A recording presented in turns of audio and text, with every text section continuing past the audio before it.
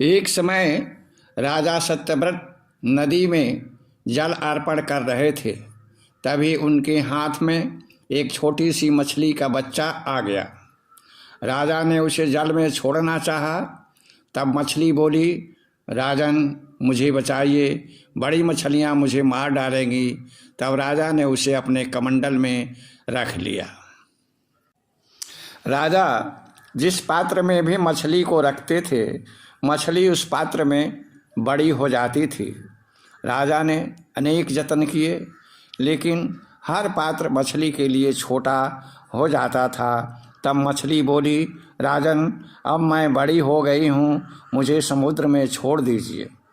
राजा ने मछली को समुद्र में छोड़ दिया और हाथ जोड़कर बोले, आप कौन हैं, मुझे दर्शन दीजिए।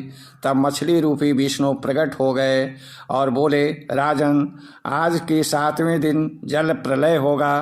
आप समस्त बीज को एकत्रित करके सप्तऋषियों के साथ एक बड़ी नाव में बैठ जाइएगा। मैं उस नाव की रक्षा करूँगा।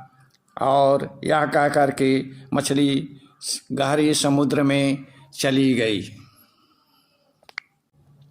समय बीत गया, प्रलय का वह क्षण भी आ गया। चारों तरफ जल ही जल था, घनघोर बारिश हो रही थी। राजा ने ऋषियों के साथ, सप्त ऋषियों को लेकर के सभी बीजों के साथ नाव पर बैठ गए। और तभी भगवान विष्णु विशाल मत्स्य रूप में प्रकट हुए।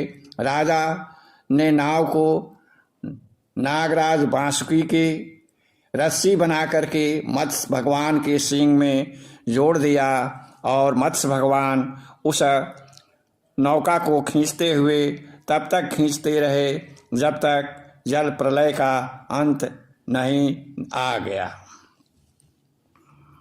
उसके बाद भगवान मत्स्य ने उस नौका को सुरक्षित स्थान तक पहुंचाया।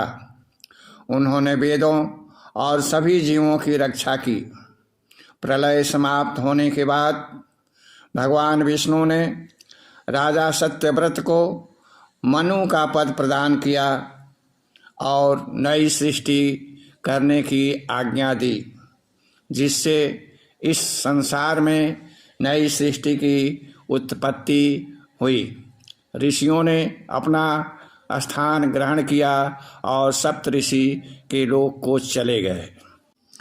इस अवतार में भगवान ने हयग्रीव नामक दैत्य को